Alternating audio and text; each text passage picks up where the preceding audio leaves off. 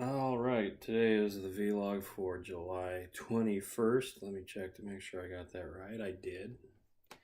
And I am exhausted, but it's the good kind of exhausted. It is fatigue brought on by exercise. In this case, a 2 hour long walk down to the park and back again along the lake. Which my light's going flip because I'm going to do like this and then everything's going to go dark. And then readjust itself, and then I'm going to move my head again. It's going to readjust itself. Okay, what happens if I just do one of these? Well, that's no good. Okay. Sorry. There's a light on my head. Oh, look at that. When I wasn't spending 2 hours walking today, doing like 6 miles. Might have been 7 miles. I'm not sure. Nah, it's probably only 6 miles. When I wasn't doing that, I was reading up on some more D&D stuff, and I'm sort of considering picking up a couple more books. The Tomb or Tome of Annihilation. And I'm going to say right now, I hope that there's a joke in there somewhere. Because I can't remember if it's Tomb of Annihilation, like a book, or if it's Tomb of Annihilation or Tome of Annihilation or Tomb. A tomb is a place where dead people are. And dead people have already been annihilated, technically, in one sense of the word.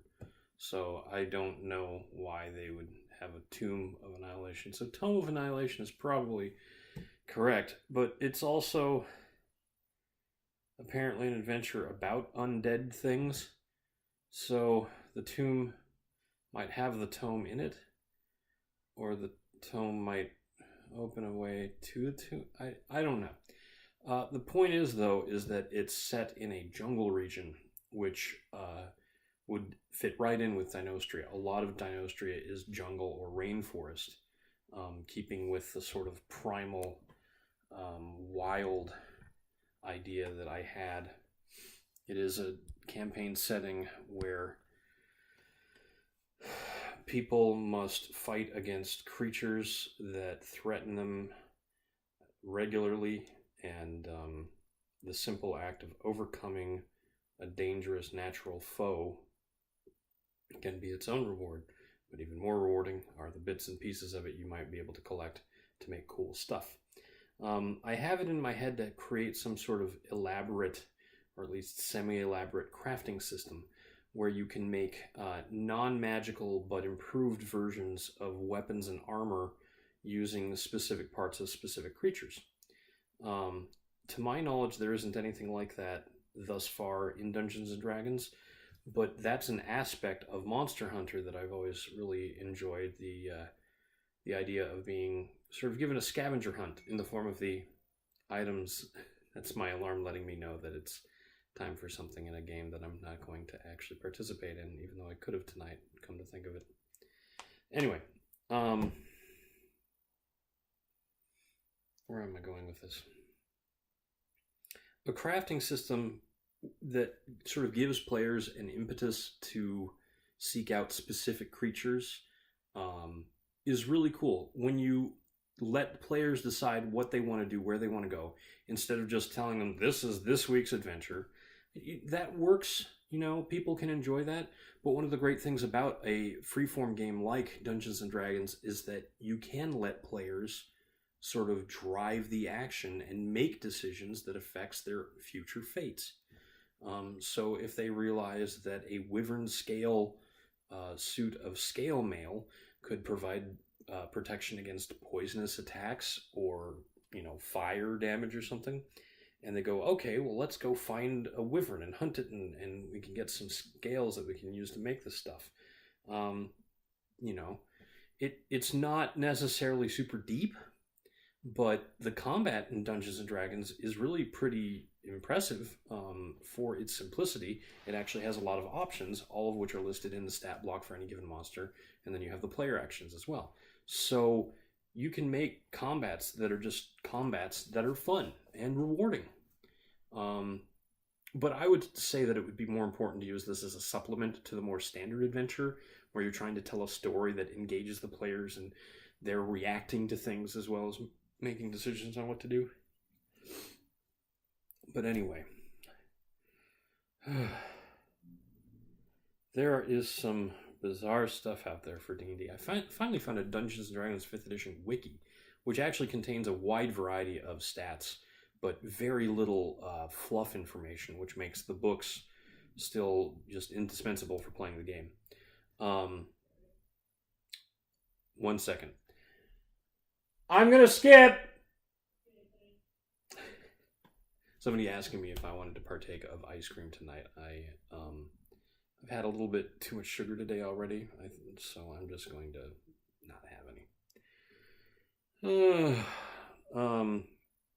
One of the things bundled with the Tomb or Tome of Annihilation is called the Tortle Package, which is a play on the Total Package. The Tortle Package is a supplement allowing for players to make a character of the Tortle race. Tortles are humanoid turtles, or tortoises, depending on how you view things.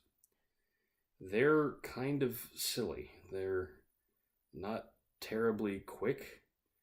They have some rudimentary... They have like sharp claws, so they can make unarmed attacks that do 1d4 plus their strength value in damage, which means they always have a dagger, essentially. Although daggers are piercing damage and the claws are slashing. Anyway.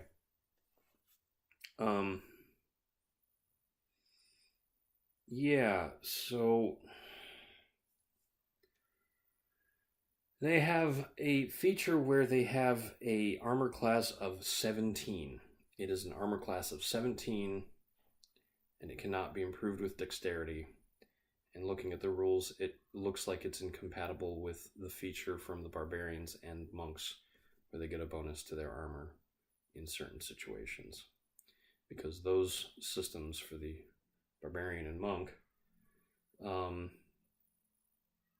they sort of replace the basic armor class with a 10 plus dexterity plus wisdom modifier, and the Tortle does the same thing. It just replaces the base armor class with 17 with no other modifier from ability scores, and the inability to wear armor on top of that, which is still 17 is very good, but it gets a penalty from dexterity if they have a very low dex. If it's 9 or lower, they will have penalties to their armor class, but they don't get any bonuses to it.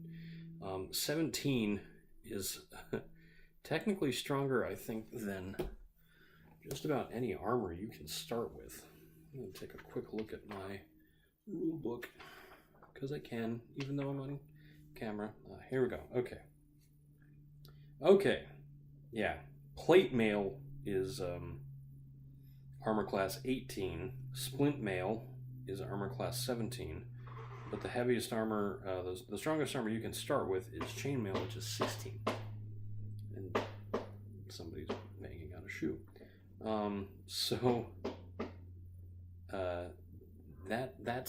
That's a good armor class. And if you're wearing chainmail or splinter plate, you also don't get your dexterity bonus. So that's fair. But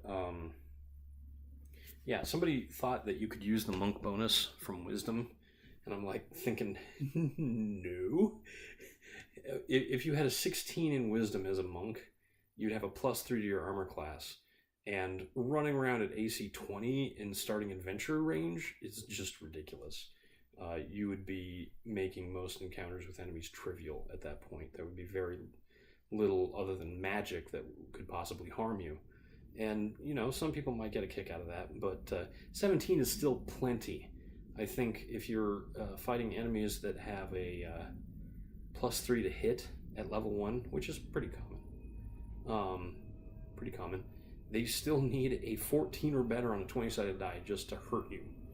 And I believe the Tortles also get a bonus constitution, so they're going to have higher hit points as well.